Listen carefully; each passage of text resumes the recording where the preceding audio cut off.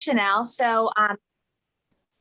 Thank you guys so much for joining our class today. I'm excited to have you here. As you know, today we are painting really cute graphic portraits. It may look a little bit daunting at first, but I'm going to show you guys three that is super easy and super simple. And it'll make a great gift for your loved ones for the holidays or for you to keep for yourself and treat yourself. So let's go ahead and get started. I'm just going to go over all the supplies that you'll need to craft along with me. So of course, you're going to need your surface. For this, you can use like a canvas board, a stretched canvas, a wood surface, anything that you can paint on really will work just fine for this. Next, you're going to want a printed copy of your photo. So this is just printer paper at my normal printer at home, nothing special. Actually, printer paper works best because we're going to be applying some pressure to the picture and we want our pressure to transfer our pattern over, which you'll see in a little bit. So it's good that we have this thin printer paper. You're going to want some assorted FolkArt acrylic paints, whatever colors you have that would match your picture nicely. And then all of the other fun painting accessories. So your brushes, your water basin, your paper towels, your palette, etc. So, I forgot to mention two things, and some tape and some carbon transfer paper. And then you'll be ready to go. So the first thing we're going to do is I'm going to go ahead and get my surface and lay it over my photo, just to make sure that I have the sizing right. And then once I'm pleased with that, I'm going to trace it with a pencil. And then cut it out. Oh, and I should mention too, during our live stream today, Stephen is also here and he's going to be in the chat. So if you have any questions throughout our live stream that you want answered from me or Stephen, you can go ahead and list those questions in the chat. All right, so now we're going to cut this out. And I like to leave a little bit of room up here. That way I can have a little bit of a hinge for our next step. Let's cut this out.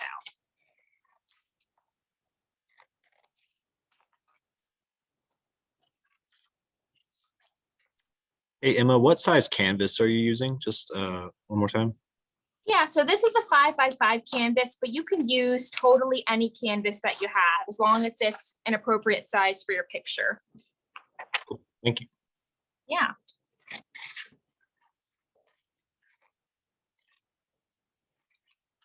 Okay, so once we have our picture cut out, set it to the side, and now we're going to grab our carbon transfer paper.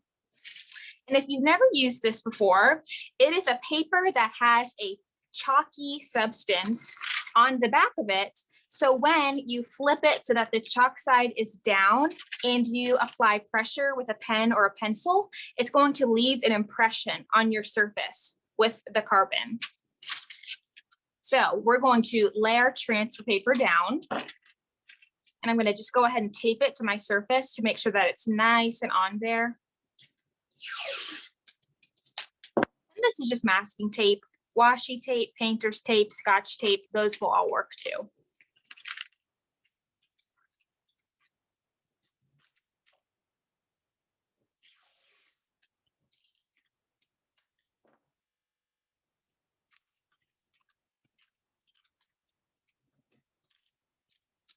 Okay, so sometimes the tape wants to release from your paper, but that's okay. Just as long as it's on there, you're fine. And I just want to point out too, I hope I said this, but you want to make sure that your chalk side is facing down and touching your surface. A lot of times too on the paper, it'll say this side up. So if it says this side up and you can read it the right way, you're in the clear. Okay, so now we're going to line up our photo on top of our surface.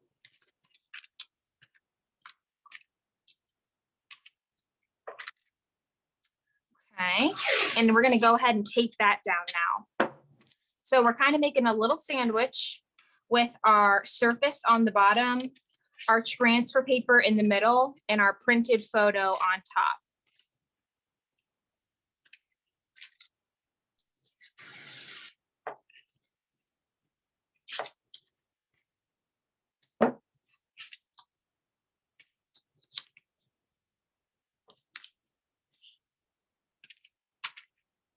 Okay, this is looking very beautiful, as you can see. So now once you're, I'll wait for you guys to catch up a little bit if you're crafting along with me. But like I said, we want our canvas on the bottom, and then our transfer paper chalky side down, and then our picture on top.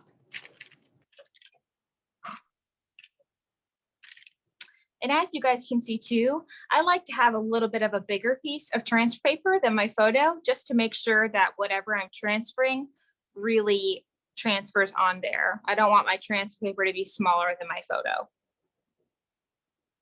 All right, you guys, so now what we're gonna do is we're gonna grab a writing utensil with a fine tip.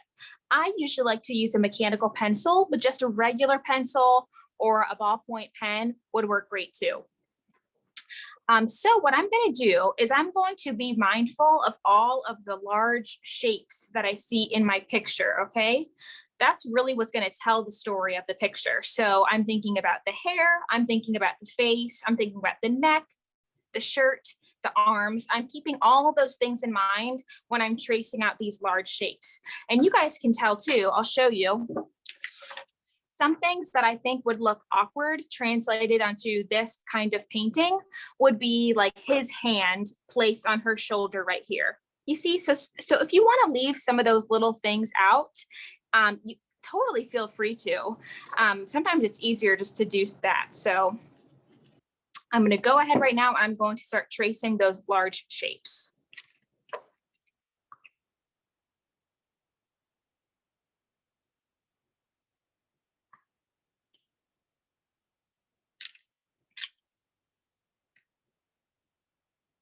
And you could also use a stylus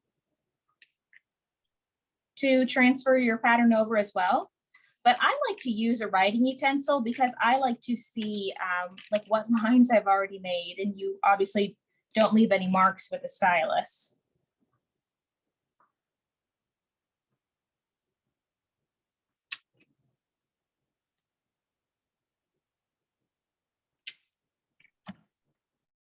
So Emma, would you say that like the simpler the photo, the easier the process might be?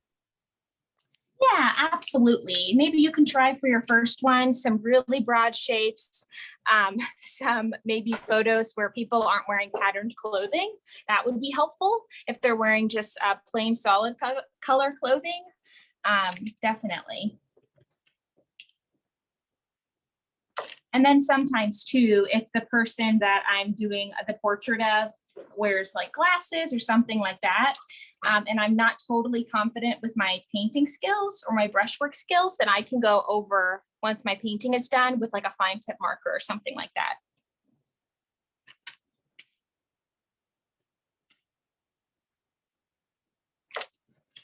And see how our hair is so voluptuous and curly.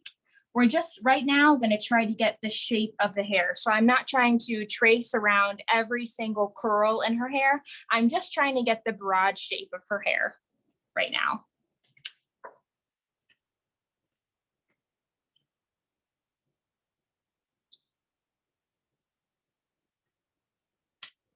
So every time there's a color change too, I like to add a line of distinction. So, you know, the color changes from his blue shirt to his like peachy skin color. So I want to make sure that there's a line to distinguish those two colors.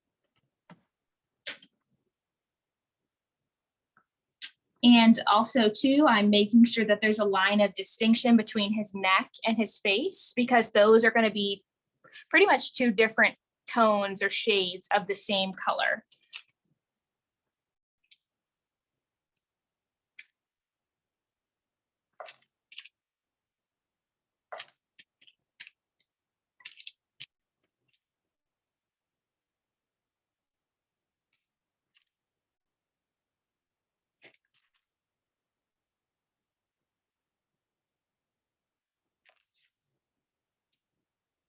Okay, so I think I have all my lines, but I'm just kind of looking around, making sure that I do. You can see your pencil marks.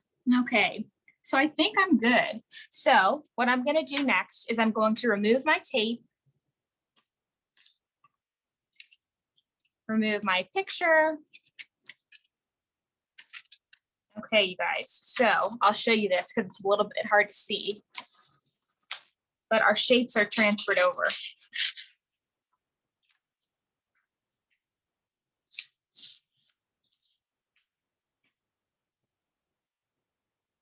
Can you guys see that?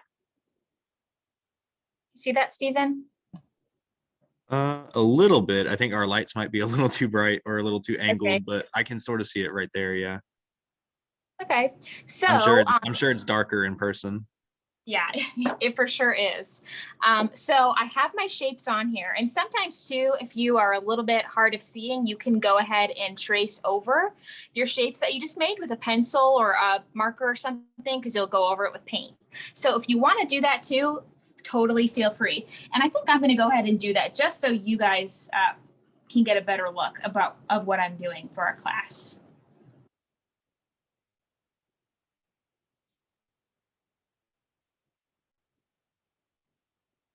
I don't.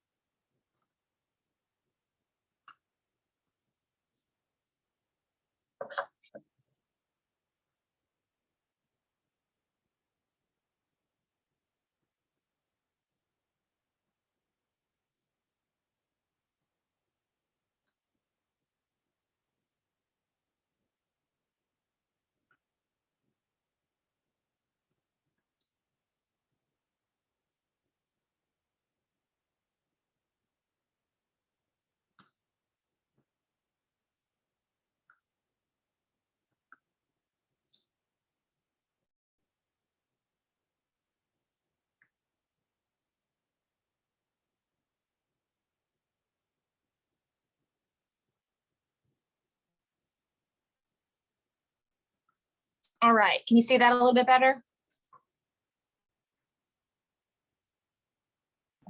Yeah, Okay. and that looks great. Okay, so we transferred over our large shapes. We really get the gist of our painting now. And now comes the fun part where we get to start mixing colors a little bit to try to recreate the colors that we see in the photo. And one thing I want to encourage you guys to remember is that if you don't get your color totally exact, that's okay.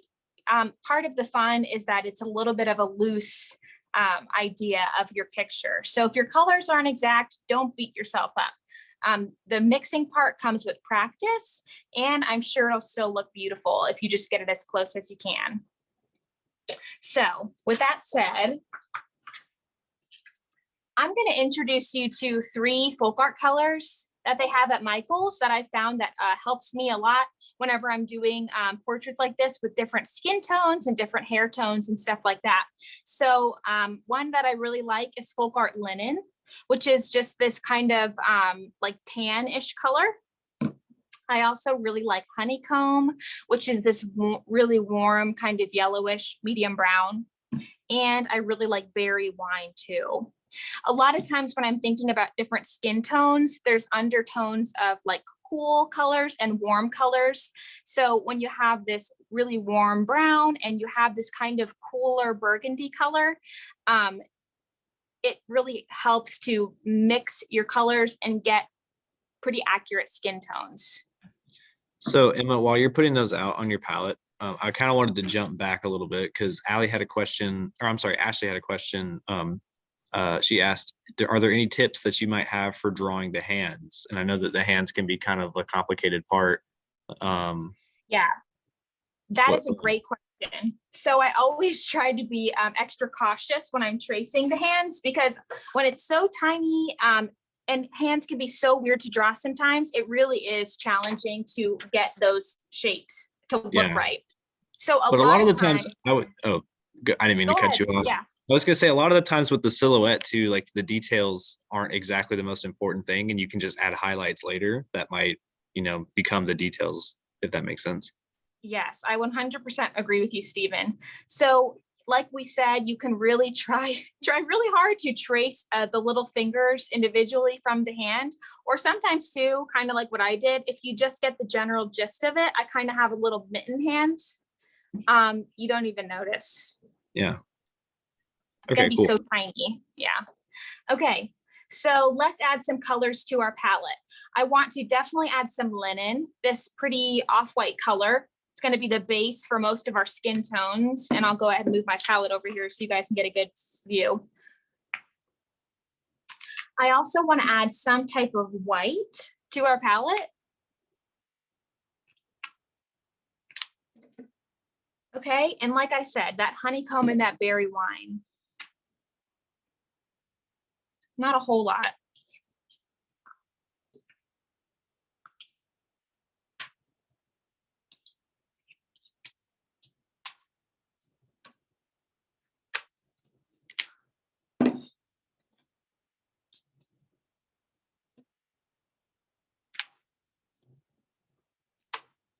And I'm also going to add a dark, cool brown. I'm going to add burnt umber as well. But if you guys aren't even mixing your colors at home, if you bought what you think looked pretty close to your picture at Michael's, then that is 100% going to be fine too. Paint with what you have.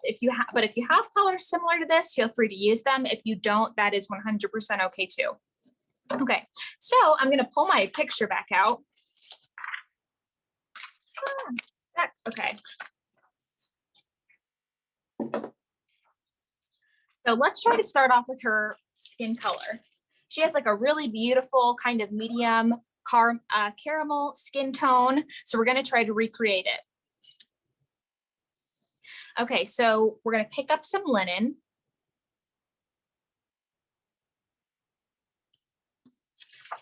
And if you guys can see, her skin tone is really warm and his is a little bit cooler. Okay, so if we're looking at a warmer skin tone, we're going to add a little bit of our honeycomb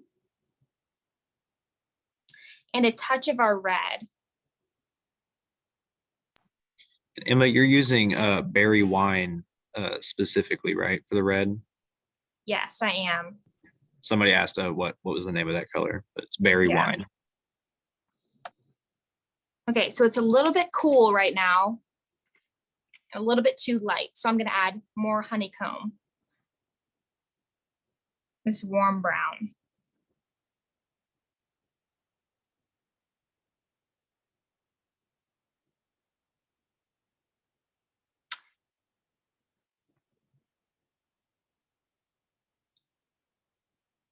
And I'm going to add literally like a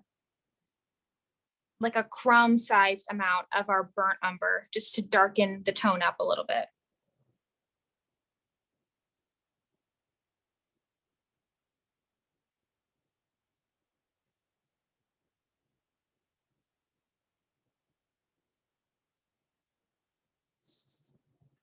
Okay, then we end up with something like that. Okay. This nice kind of caramelly skin color. And I'm going to go ahead and with our base skin color, I'm going to go ahead and paint the face and the arm. And if you're painting legs too, I would go ahead and paint legs. But what we're really trying to avoid right now is the neck. And I'll tell you why in a little bit.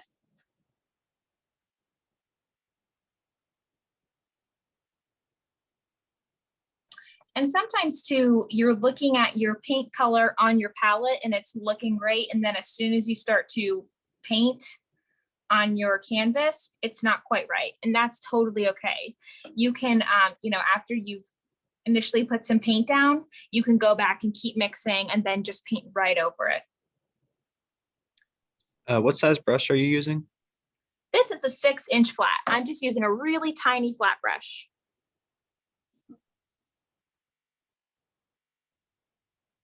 I said 6-inch. This is a number 6 flat. Sorry. That would be a really big rush for this project. Okay. So, Ashley has a question that's she asked, are there any other general undertone colors apart from the berry wine? I love that question. So this berry wine is kind of a cool red color, which I like to have. The honeycomb is a warm medium brown. This burnt umber is also a cool brown.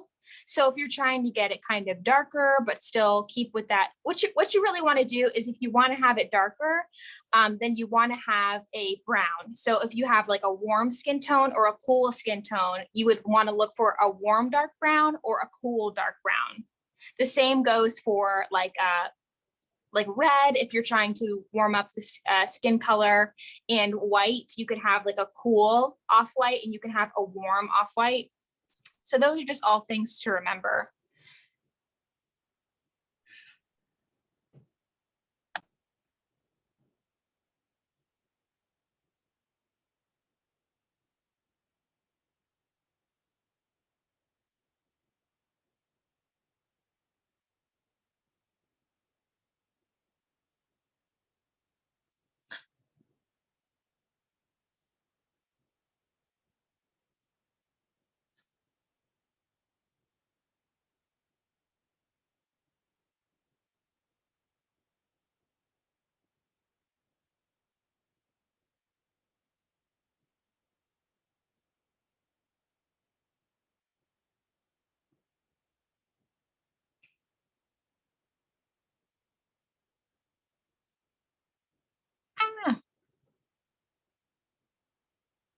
Okay.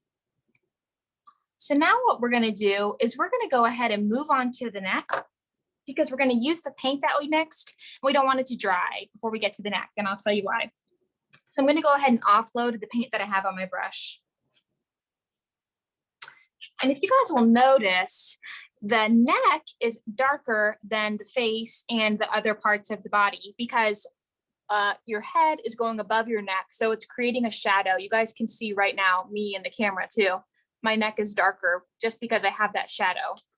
So what we want to look for when we're creating a darker tone of a certain color, I'm going to break out my color wheel, is we want to look for the complementary color of whatever color we're using. So if we had a skin tone that had like a lot of yellowy undertones, then to make our color darker, we would want to add just a touch of violet. Same for if we have a lot of red and orangish tones, then we would want to add a touch of blue, okay, or green. Probably blue. We don't want green skin. But if you feel that's way too complicated and that's a little bit intimidating for you, then you could just go ahead and add a touch of really dark brown or black. You don't want to add too much because you don't want to have like a unnatural looking skin color when you have way too much of pure black. But you can add just a touch and that will darken your color too.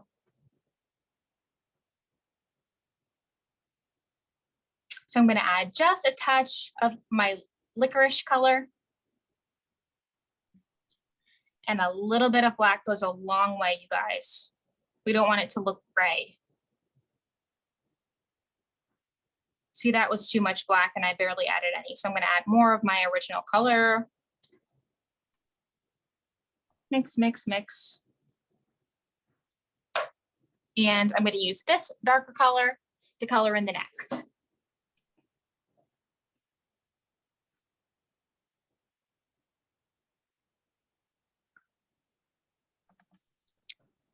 Emma, which white are you using again? So this is warm white, but any warm white will work fine. Okay. FolkArt Like has lots of variations of white that are get you like leaning towards cooler or warmer. So I'm sure there's the perfect one out there for you. Definitely. And then Evie has a great question. She says, can we send a picture of what we made with you somehow?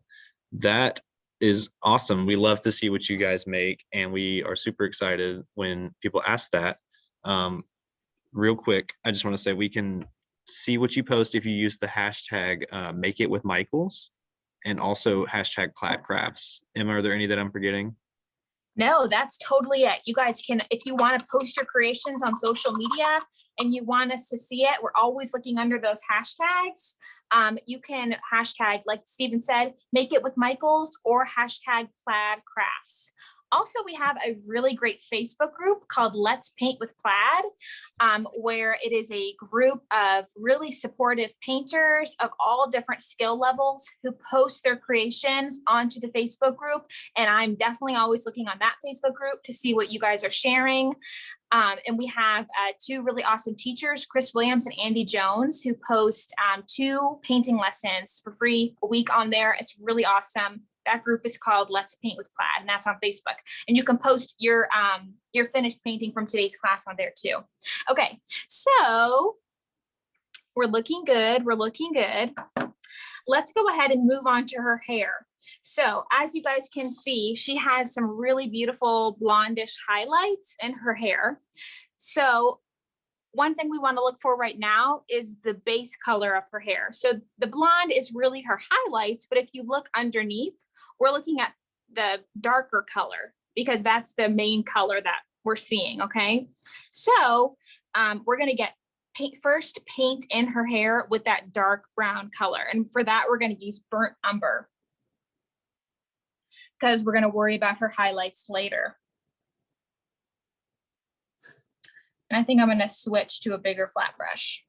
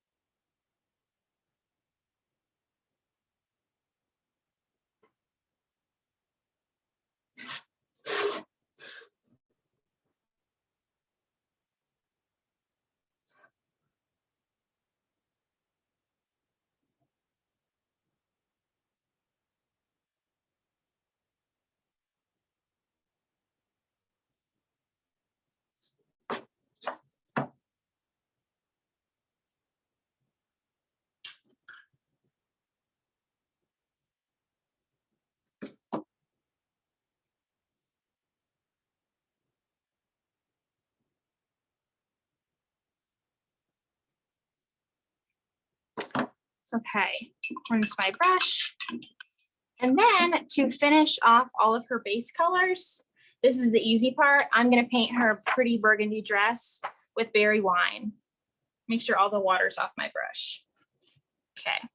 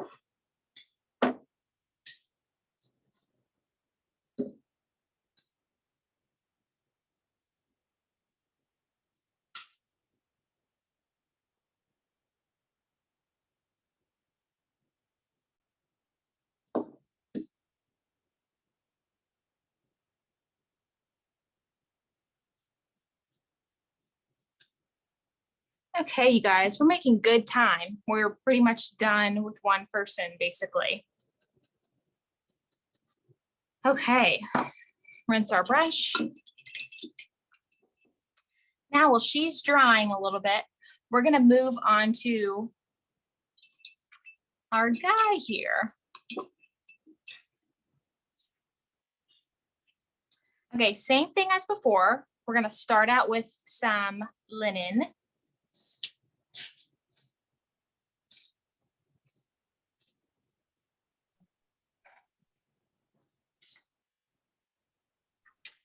And he also has some red undertones as well. So we're gonna add a touch of our berry wine.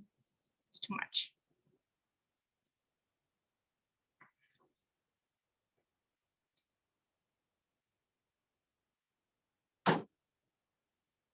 And I'm going to add a touch of my warm white.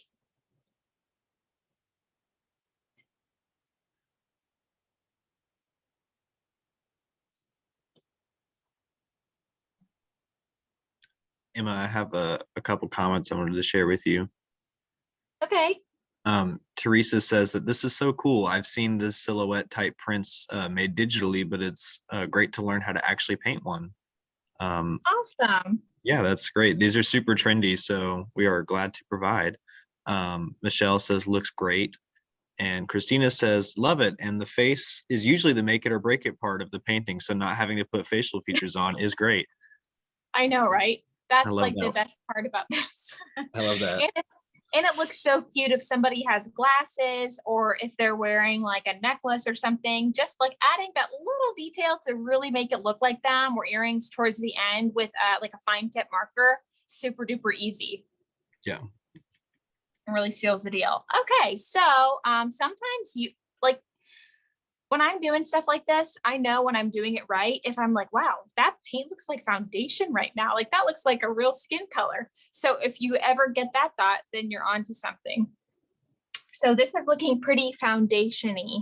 So I'm pleased with this. It's like a really nice, light, creamish color with a little bit of pink undertones. So I'm going to go ahead and paint the face, see what we're working with. And yeah, that looks nice.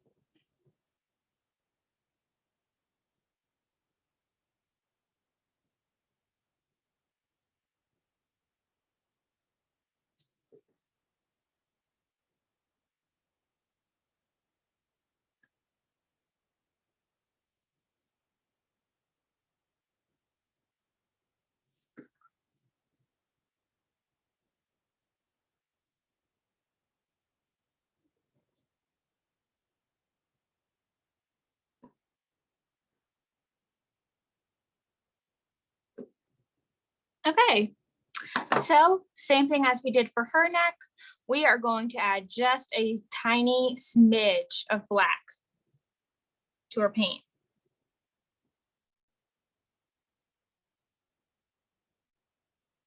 We don't want it to look gray.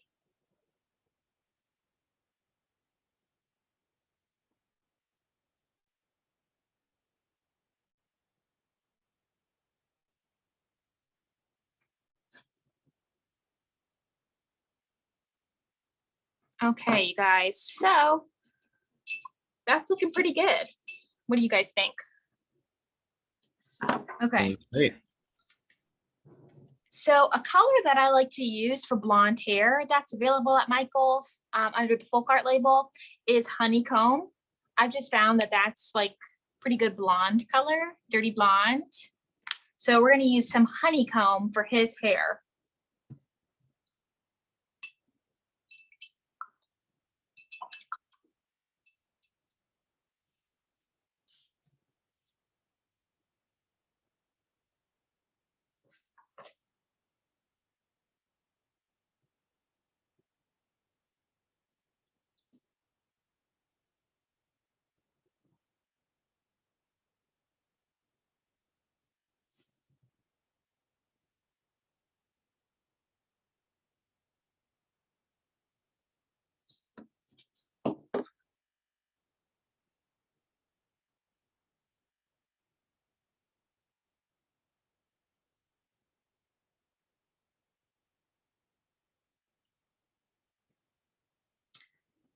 Okay.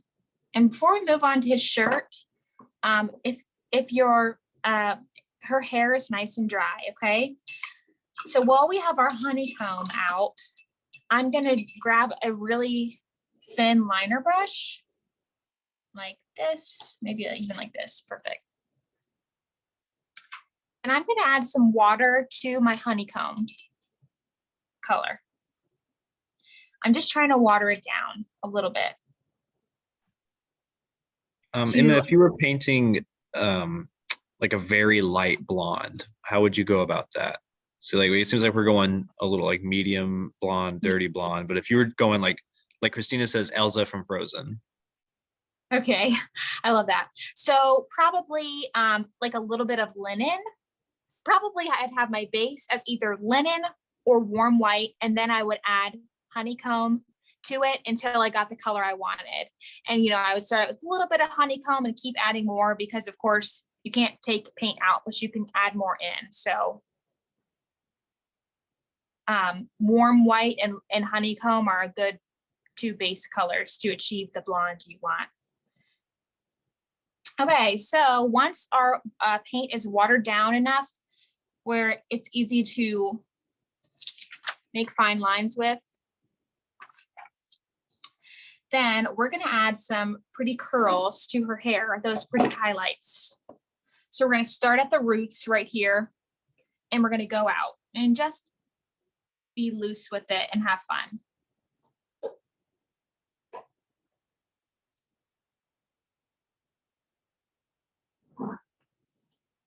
The reason we watered down our paint is because it just really helps to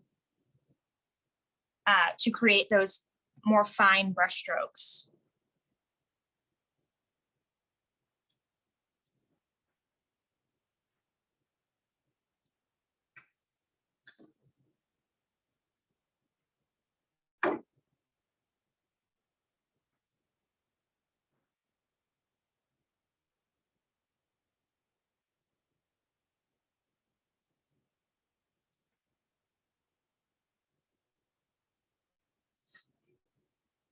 Okay, so now we have some pretty curly highlights going on in her hair.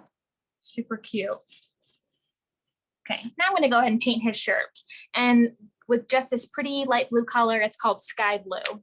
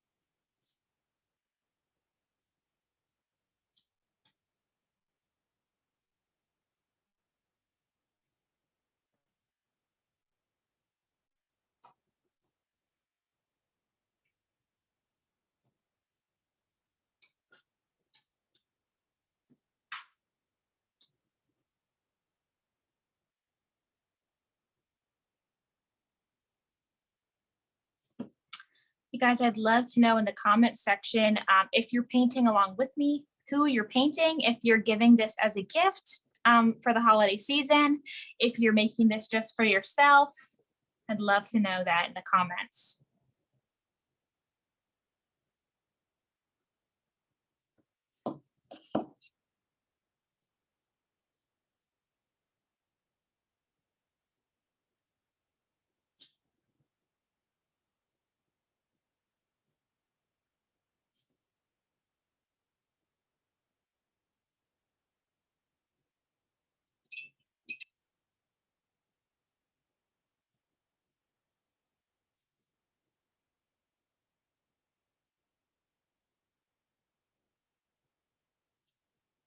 Sometimes if you're a little bit messy, sometimes like me, you'll need to touch up your colors, but that's totally okay.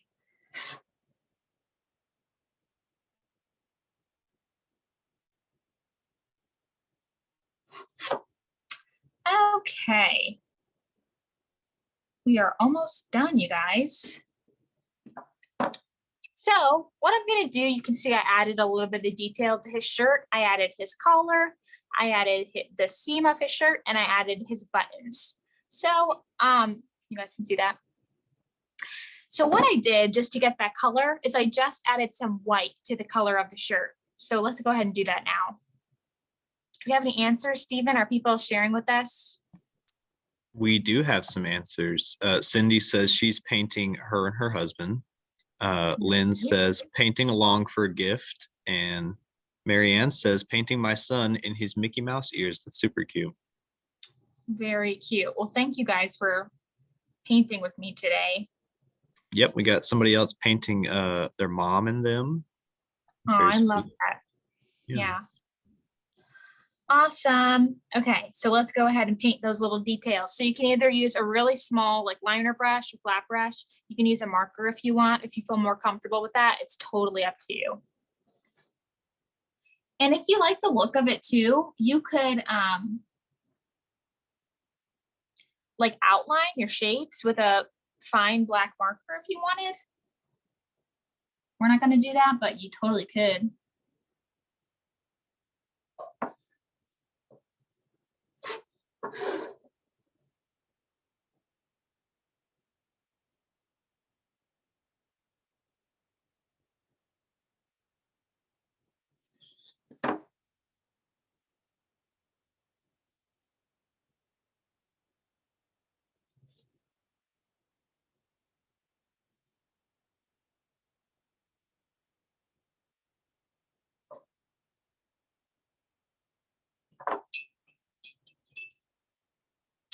All right, you guys. And lastly, let's go ahead and paint our background. So the background's the fun part.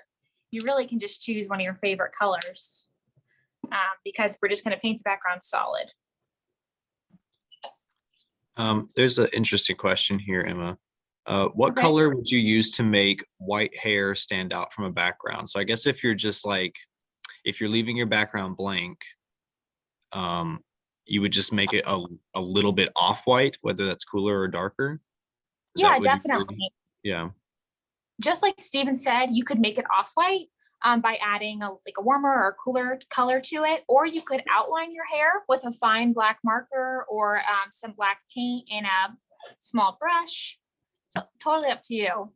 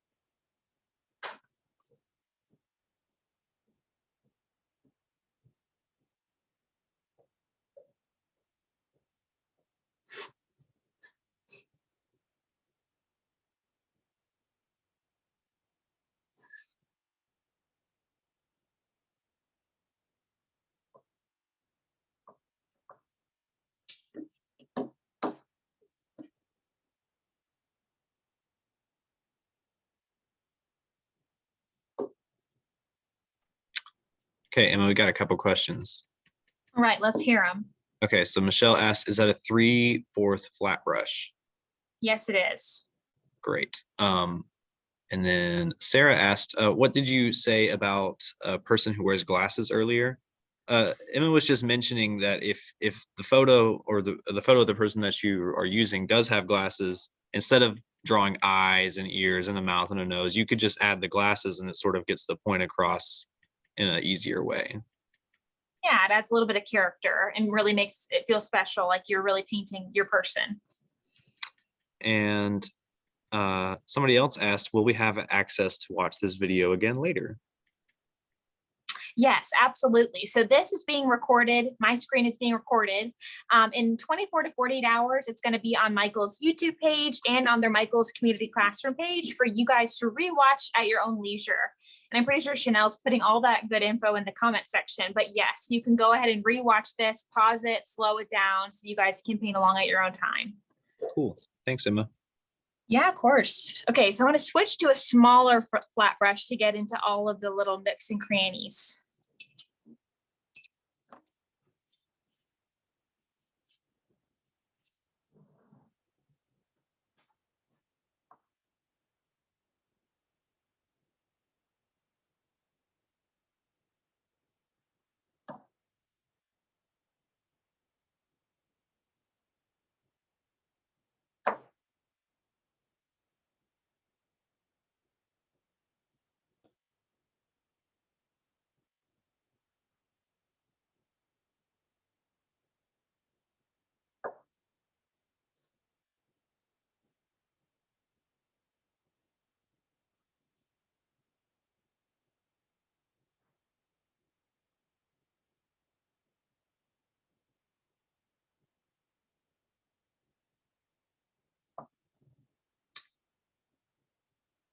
You guys, we did it. So cute. Okay, you guys, so like we said, if you enjoyed this video and you want, or if you enjoyed this class, you enjoyed the project and you want to share your project on social media, when you post it, make sure to hashtag Plaid Crafts and make it with Michael so we can see it. Feel free to add your finished painting into our Facebook group, Let's Paint with Plaid. I'm going to be checking there to see all of your beautiful creations. We want to give a big thank you to Michaels for allowing us to be here and paint with you guys and hopefully teach you some new tips and tricks. And I want to thank you guys all for joining me today and painting along with me. I had a lot of fun and I'm glad you joined. So until then, we'll see you next time. Bye, guys.